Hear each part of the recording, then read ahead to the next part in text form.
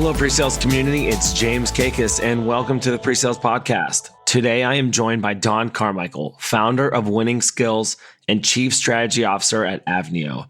You may know Don for his tips on pre-sales on LinkedIn and the vast work he's done for our profession over the last couple of decades. Don and I routinely talk about pre-sales, so we decided to get on the podcast to talk about a topic that's near and dear to both of our hearts, which is pre-sales careers. So many people want to get into this career, but then what? Are you going to reach the pinnacle of individual contributor performance, or do you want to go into management? Can people from our profession get to C-level roles? What would those roles be? Is that possible? We're going to talk about those items on today's episode, so enjoy. Don Carmichael, how are you, sir? I'm very well indeed. Thank you so much for asking. And yourself? I'm doing great. Great way to start the day. I appreciate you joining the PreSales Podcast. Yeah, I'm super excited. How are things going in your world? I know you're over in London area. How are things? We're kind of gradually coming out of lockdown. It's a balancing act for everybody, I think, isn't it? It's damage to the economy and keeping commerce going versus is kind of health. So I don't envy any politicians making decisions on any of this at all. But we're gradually coming out of lockdown, probably a little bit later than everyone else. We made some poor decisions early on. So we still can't go to restaurants or anything like that yet, but we think it's a couple of weeks away. Not a bad thing, though. You run the Pre-Sale Leaders Forum, and that's a group of people who get together on a routine basis. And as I understand it, you've gone virtual during the pandemic. So how's that transition been for you? We have to. Everyone had to do that. It's come with some advantages and some really interesting observations. So the forum's been going really about 2 years now. In fact, the ideas for it were a little bit older than that. And I think we approached it the same way as the Pre-Sales Collective, which is there's just nothing out there. We're the poor cousins of sales. And if you can independently create something where people can collaborate together in a kind of safe space. That was the big thing that we tried to build. So to start with, it was, a lot of things going around in London. So it was actually a physical meeting we would do once a month in London, just for leaders. We vet who comes in. You've got to really be a leader. And that's really respecting the other members of it because they want to be able to talk to their peers, people who've got the same challenges they've got, and we can explore best practice together. And I know Pre-Sales Collective, you're trying to do a similar thing with kind of leaders. And a big observation is to make sure you create a safe space for them, I think. So because what we run is a LinkedIn group, so we also collaborate on the group. It's a private group, so anything that's said there doesn't leak outside into the public part of LinkedIn. So if people want to talk about something that might be, to do with what's happening in their company, it is a safe space to do it. Yeah, that's good. And that's great feedback. I wrote down a note when you originally said safe space, because I think when you're in a room and you can see people, it feels more like a safe space. And virtually, you're not getting that interaction, right? So have you done anything differently to help create or foster an environment of trust and safety in the virtual world? Part of it has been a kind of private invite only, but also part of it is we do have ground rules in the group. We use a thing called the Chatham House rule, which is a kind of UK public sector thing. And it's a rule that everybody has to abide by, which is that you can take notes of what has been said, but you're not allowed ever to say who said it or what company they worked for. And as long as everybody abides by that rule, and I trust they do, then you can feel safe to be talking about challenges with people who could be potential competitors to you. But we're all trying to kind of raise the level of the water. We're all trying to kind of improve the craft and profession. And we're all finding out that we've all got very similar challenges and there is nowhere else to discuss it. Well, good luck on the rest of that. Hopefully you guys will be able to meet in person sometime in 2020, but remains to be seen. Interestingly, people want to carry on doing stuff virtually, but also still having some physical meetings as well when you can, which goes back to your point about, there's a different kind of interaction and trust and collaboration you can do if you're all standing in the same room. By the way, that's if you can grab the whiteboard pen off me. Because I have a terrible habit of just taking, if I've got the pen, it means no one else can be on a whiteboard. Hey, you're a true SC. You love the whiteboard. Love the whiteboard. 30 years of bad habits. Or good habits, Don. I don't know which way you want to look at it, right? So before we get into our topic of pre-sales career paths, the one question we ask everybody is, how did you stumble into this career of pre-sales? Such a brilliant question because from the leadership perspective, you're always challenged with that. Where do you attract new talent from and where should you get talent from? My story is probably similar to a lot of people. Completely by accident, I was doing it and I didn't even know I had a name called pre-sales. Essentially, probably like a lot of people working in smaller companies, you're doing post-sales or implementation success, whatever you want to do work, paid consulting work for a company. And they're regularly asking you, can you come and talk to this potential client, prospect, and perhaps demonstrate the software? What tends to happen with the smaller companies' partners is a similar thing, which is that everybody may get asked, but what you'll very quickly find is there's a small subset of your team are actually comfortable and can create the rapport, can create credibility and trust, understand that you're in a commercial situation. You understand that you're not there to just teach, that this is a commercial process that you need to move forward, and also understand that people just don't want to know the technology. They want to understand the business uses and outcomes of it. If that's something you're already doing, you're destined for pre-sales or sales engineer or sales consultant, whatever we're going to end up calling ourselves, customer advisor. It's all the same thing. I love that you brought up the different names as well, but it's the truth. It's all over the place. It's a great perspective. And I feel like everyone starts with by accident, how they got into this career. That is changing though, because, some of the larger companies have got academies now. Salesforce got SAP of academies as well. Well, so have Oracle. And that's an interesting perspective, is building all the soft skills and the technical skills as rapidly as you can, and then getting people out into the field to build, because you also need the credibility bit, to try and build that. That is interesting because that means you don't have to unlearn bad habits. You're teaching people who don't have the skill set and you're teaching them this is best practice. So that is a very interesting way of developing new talent. Yeah, it is. And actually, Steph Barnett was on our podcast and she runs the emerging team out of APAC for Salesforce. And it was a really interesting conversation because the first thing she said was, this is the best job that nobody knows about. And she's helping create the diversity in the pipeline of people from all different backgrounds to get into pre-sales. And it's really been interesting. So those academies, I think they're going to change the way that our profession looks 5-10 years down the line. So it is really interesting to see how those foundational organizations, even things like an SSE that are talking to college kids about pre-sales ahead of time, what this will mean for our profession in 10 years. Can I say something that's slightly uncomfortable about this as well? Is that unfortunately, across most of our profession, we have a diversity problem, not just across the sexes, but, right across diversity. You'll see, I'm afraid, far too many male-dominated teams, and I'm afraid it's kind of white male thing. So one of the really great things about having academies is that you can sort that diversity thing out. At a minimum, you've got to reflect the people that you're talking to as prospects. So things like male-female balance, it's 50-50 out there. Why isn't it 50-50 in your team? Why do we look different? Now, it's a great point, and I appreciate you bringing that up because, it should be on the forefront of every leader's mind at this point. And I think from my perspective, as a hiring manager for the last 6 years, it all starts in the pipeline. You have to build a diverse pipeline to be able to hire diverse candidates in the end of the day. And it's intentional. And it is a little bit hard to do, but it needs to be done to pretty much get the best end result from your team. Absolutely. Yeah. So Don, let's talk pre-sales career paths, because I think the two of us have a lot of opinions here. This is such an area for a lot of people, and I kind of get it. If you go to the larger companies, they can have not convoluted, but fairly sophisticated career paths. So I think a sales consultant, and it can go senior, principal, and places like Oracle, and I think Salesforce, you'll have like a master, which is like even higher than that. That's a lot of levels. So internally, a HR department, you'd call those kind of individual contributor levels. So, they might have a numbering system for that, IC 1 to 6, something like that, which is different from kind of managerial levels. And I'm sure we're going to come back to manager levels. Having a large stack, as it were, has got some great advantages because people can go, as long as you've got, standardized proficiencies, that are attached to each of those roles, it makes it very clear for people to go, look, if I want to be promoted, this is what I need to do. I need to do this training, or I need to demonstrate this proficiency or have this behavior.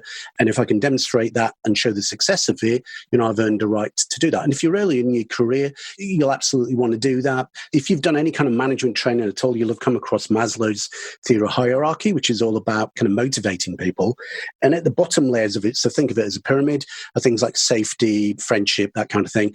And if that's attacked, which if we are going to a recession or whatever that's going to happen now, that is attacking that. It makes it very difficult to motivate people at higher levels if people feel worried about their role. But if we go all the way to the top, what's really interesting is the two top motivators. So remember, you have to do all the other motivators, and then you can build these top two. The top two are esteem and self-actualization. So esteem is peer recognition. So people have a very core inbuilt need to want to be promoted, to want to show to their peers, to the family, let's say, or just to themselves, I want to develop myself and I want the kind of proof of that. So having kind of more career levels allows you to kind of demonstrate that. And the top motivator is a thing called self-actualization, which is about personal development, achieving your potential, and all that feeds into the same thing. So early in your career, you will want to and be willing to put the effort in to develop yourself and your potential, and you will want to see yourself be promoted to go up these different levels. And that's great, but there's also some challenges with all this, because anyone who's in an organization like that will realize there starts to become challenges for people who are more kind of mid-career, who've got stalled. It also causes challenges when you're recruiting people from outside who are perhaps more senior, because if you've got things like salary ranges that are attached to these individual contributor levels, depending on what's going on in the market and particular skills, like if someone said blockchain or data scientist, those classic ones at the moment, anyone like that will attract, just because these models don't flex very well to kind of cope with that. So you may have to recruit someone at a more senior role than actually I'm not going to use the word deserve, but where they should actually fit in. So that's reality. I'm not kind of saying, ooh, watch out for that. I'm saying that actually does happen. And these are things as a manager you've got to be really careful of, because, what does that do to your existing team? The morale there you go, well, hey, look, this person has demonstrably got less experience or less proficiency in this area. They don't deserve the right to be at this particular level, and yet your hand was forced. That's a very good point. And I think it also is so dependent on the hiring manager and the team philosophy. And as you get into these bigger companies, one group might operate very differently than the other group. And while you might be a little bit more skilled or more proficient, maybe the title and the number doesn't always add up. And I think that's what's tough for people to swallow. But you're definitely right. And, I think all this effort and talk around data and numbers and career path has me asking, the question that everyone wants to ask themselves is, can you be a pre-sales individual contributor for your entire career? Actually, I tackled this recently on a post, because I actually think that, yes, you should be. I think it's just artificial constraints that you think are holding you back. German companies have an interesting thing where your technical competence, they have career paths where technically you should be able to go up these paths and not have to go into management, but be able to go all the way to the top of a company and stay within a technical career path. Some other companies, I think at SAP, try to do something similar, but at some level, you have to swap over to a kind of more generic managerial or support role.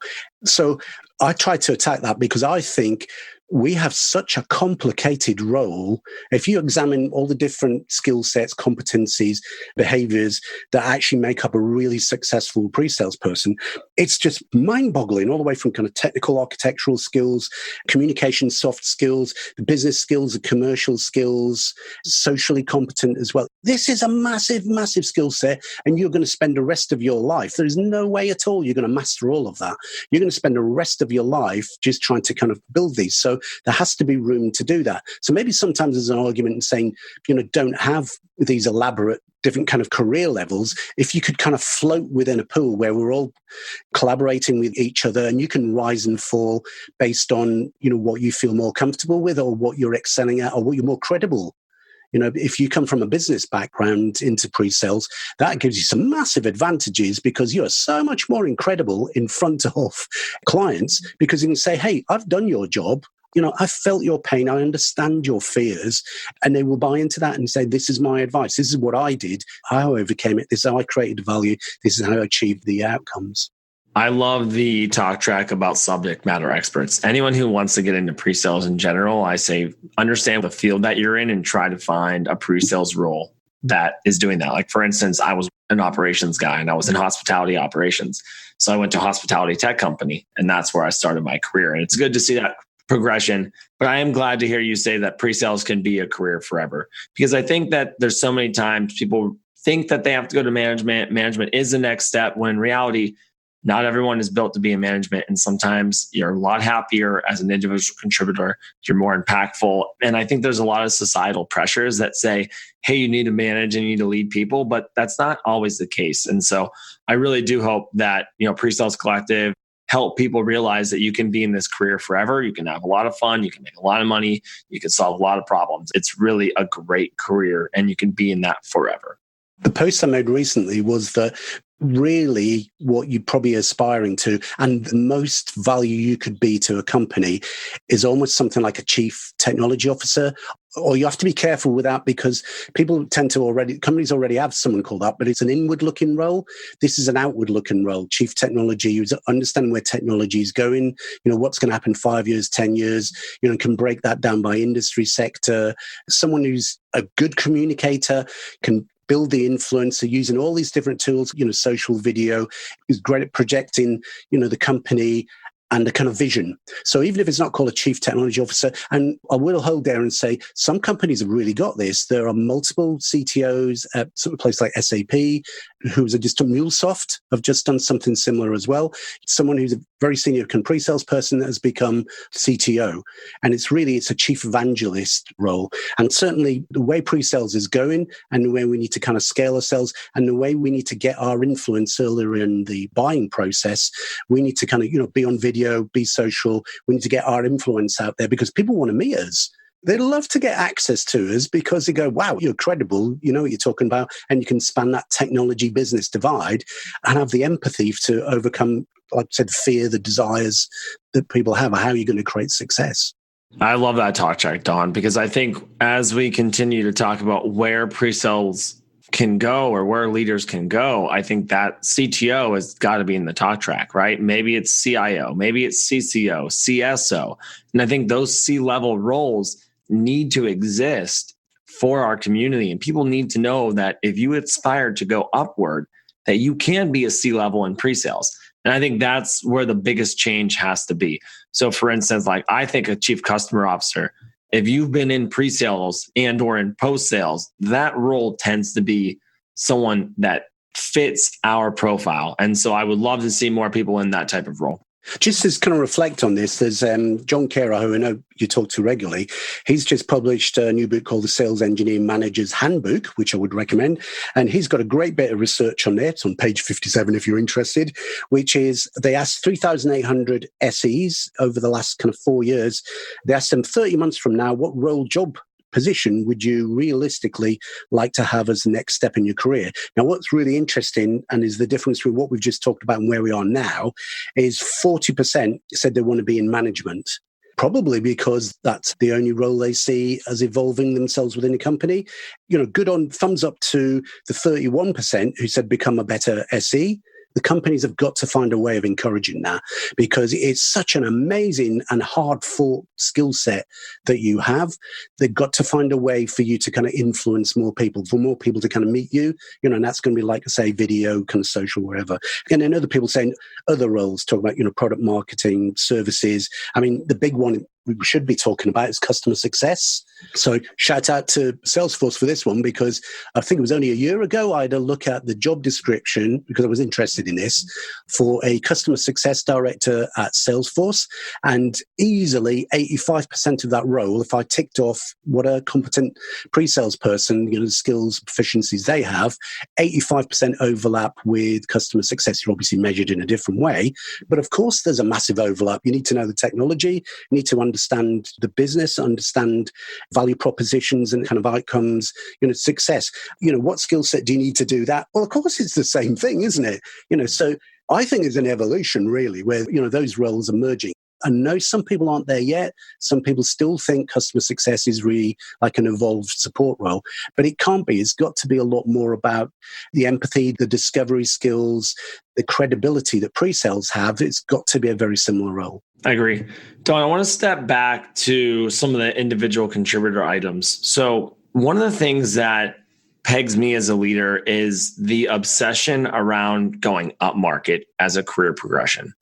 I am a firm believer that just because you're an enterprise doesn't mean that you've met the pinnacle. Like, yeah, maybe you're working with one or two big name customers. If you like fast pace, not going super deep, you might really enjoy SMB. You might really enjoy talking to CEOs and co-founders about technology problems versus being in the enterprise and having 2 or 3 points of contact around multiple business units. But why do you think that there's such an obsession with going up market in our profession? I'd agree, because I come from value-added resellers, partners, and kind of small startups. That's where I started, and then ended up at SAP and Oracle. So the biggest kind of tech companies out there. So I understand that. This is going back to the Maslow thing, the self-esteem, actualization. It is natural to assume that that's only going to happen by working with bigger companies, having a bigger role in that. The larger tech companies, if you're hitting the top kind of enterprise deals, these things are multi-year stuff. Might be a whole collection of you in pre-sales who are working on it, and big, massive sales team, account managers, overlay sales people. These are big. They're also dangerous deals, because what happens if you don't get it at the end? All the effort you put into it and building relationships. If you don't have the patience for that, SMB is great for it, because it goes bang, bang, bang, bang, bang. And you can become more and more influential, and you can have a massive impact on a deal. Just go, like the inside salespeople, they know, here comes Don. Don's going to get this one closed just by turning up and being Don. And you can be that. I mean, that is brilliant fun. If you've got a bit of the hunter in you, this is about the hunt. You don't have to go into sales. Your influence can be amazing, to the point that it's difficult to stay in pre-sales, because what these people will assume, smaller deals, that they're going to be able to contact you after they made the sale as well. And there's actually a fair point in that. So I want to ask you about our management conversation that we were having earlier. You brought up a stat from John Kerr's book. Why do you think people feel that management is the next step? And let me double down on that and say, why do you think top individual contributors who've done really well believe that they are well positioned to take a next step into management? They probably feel that there's nothing else open to them, is that there is only one more step, and it's to kind of manage people. And to be honest, if you've never been a first line manager before, it's going to be quite a shock. Because first line management is probably not what you thought it was at all. What is it they say? What got you here isn't what's going to take you further. So the fact that you were absolutely brilliant at a job, this is the same in sales as well. Almost the worst sales managers are people who were at club 2 or 3 years on the running, because, they're kind of lone wolf type players. They're probably not good team players. They're probably not good at coaching, because what actually happens is you micromanage. You kind of go, I'll do it for you. Yeah. Whereas the thing is, you have to coach people to help them develop themselves, help them then get to their own potential. It isn't about you anymore. And that can be very, very difficult for new managers. And also the fact that in a lot of companies, you're actually like a resourcing referee. What do they call it? The no bear. You're the person who has to say no. You can kind of go, why? And you can trap yourself as well. As once you go into a management role and go, this isn't for me, you may feel there's no way back. I think you've got to be very, very careful about thinking that management is the only thing. You have to be a special type of person to want to do that. And it's about being selfless and wanting to coach other people's potential. It's no longer about you. And that can be difficult, if you've got very strong individual contributor skill set, where you personally make a huge influence on deals. Yeah. Very well said, because I think that's the biggest advice that I give everyone every time. And people have heard me say this before, is like, if you want to get into management, it's not about you anymore. And you have to empower, right? You have to empower. But I think it's so easy to say, oh, I can do that. Or, oh, I understand what that means. But actually putting yourself in that seat is very hard. When we talk about frontline managers and you talk about sales leaders who sometimes take over their deals, I think that is the number one detriment of first line leadership that I see is what I call the super AE or the super SE. As a frontline manager, your job is to empower your team, not to bulldoze your team and take over the deal, right? And I think we see that so many times in first line management, especially people that are new, and it's okay. It can happen. And at times it's probably worth it. But that is the biggest adjustment that I think people making the transition into frontline management have to understand and have to change. That is difficult. That is not easy at all. And also what may surprise you is the amount of bureaucracy involved. Doing reviews, to signing off people's expenses. You sure you needed to have 3 beers at the airport? Having those kind of conversations. It's the truth. I had somebody reach out to me recently that I've been friends with for years, and he or she has been a leader for quite some time and asked me to refer them for a role. And I was like, oh, you're looking to make the change? And they said, I just don't want to deal with the BS anymore. The BS just isn't worth it. That happens. And I think that's a tough transition. As we start to recap, Don, I really want to talk about the C-level roles again. For you, you are in a new role as a CSO. Is that correct? Chief Strategy Officer, yes, for an RFP company called Avnio, which is it's an and role. So I'm also carrying on with my company called Winning Skills. So it's an and. An and role. Perfect. Tell us a little more about what a CSO does. Now, some people might think it's kind of customer focused, but Avnio are also going to have a chief customer officer, which will kind of have a sales team. So my role, chief strategy officer, actually, do you know what? If I change the title to chief CTO, or maybe not CTO, chief evangelist, which brings us all the way back to the beginning of the conversation, that's actually really what it is. Just because no one's really heard of that before, we went for chief strategy officer. But it's really about using a kind of social network and putting strategy pieces in place, and also about the future of where we want the product to go, being able to use the influence, hopefully the influence that I've got with people to kind of drive that direction and get a community of people who want to come on the journey with us. Well, that's great. And I think you're an inspiration for people who want to get to that C-level role. It is really awesome and really great to see, Don. I'm definitely excited to hearing how that role evolves over time and, what your organization evolves over time as well. Brilliant. Thanks, James. As we're recapping, I want to just say thank you for your time today. Definitely appreciate the conversation. As you and I have done before, I could probably talk for a long time about this subject. We're both super passionate about this, aren't we? Yep. We absolutely are. So we'll definitely have to do a follow-up, but I have to ask you 2 questions before we end on the PreSales podcast.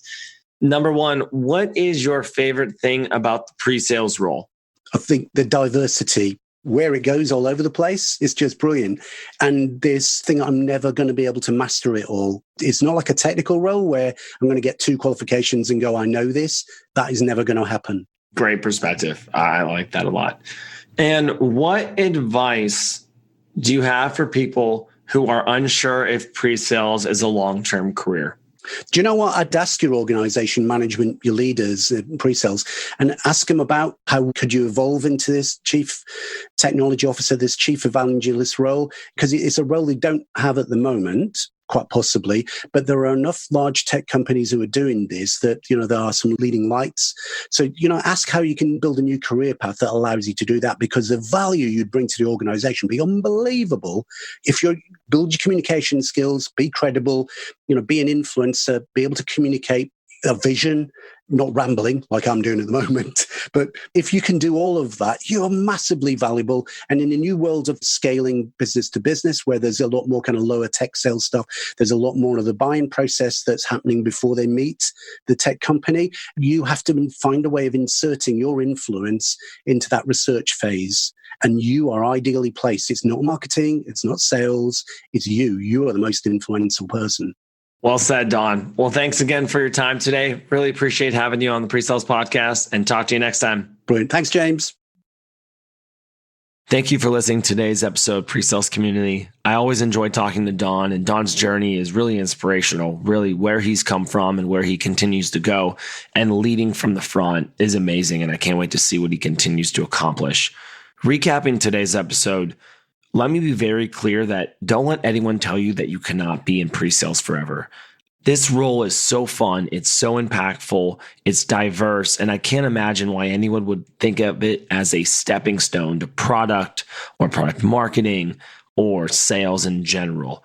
Lifetime SEs exist. And I think as more and more companies develop a career trajectory and career path that Don mentioned, it's going to help all of us. Don said it best when he said there are artificial constraints holding us back. I think it's our job and our goal to change that and to make sure that this role is looked at as a lifetime role if you want it to be. My favorite takeaway for today was C-level roles do exist in pre-sales. Sales is changing. Buyers are changing. Organizations need to evolve and change with that. What that's going to mean for us is that more roles will exist for pre-sales individuals at the C level. I mean, I personally love the idea of seeing pre-sales individuals go into CIO or CTO roles. But like Don said, a chief strategy officer or a chief evangelist officer, those are roles that can exist. And I think I can see it happening. So let's make it happen. The future is bright for pre-sales, my friends. It really is. And the sky is the limit. A little bit of a fun fact, the sky is the limit is the reason why we made the podcast cover what we did. Thank you again for being here and listening today. We really appreciate your support. We appreciate your follow, your like, your share. Please help us continue to spread the word of the best profession in the business. Again, if you have any feedback, feel free to message me on Slack, and we'll see you next week.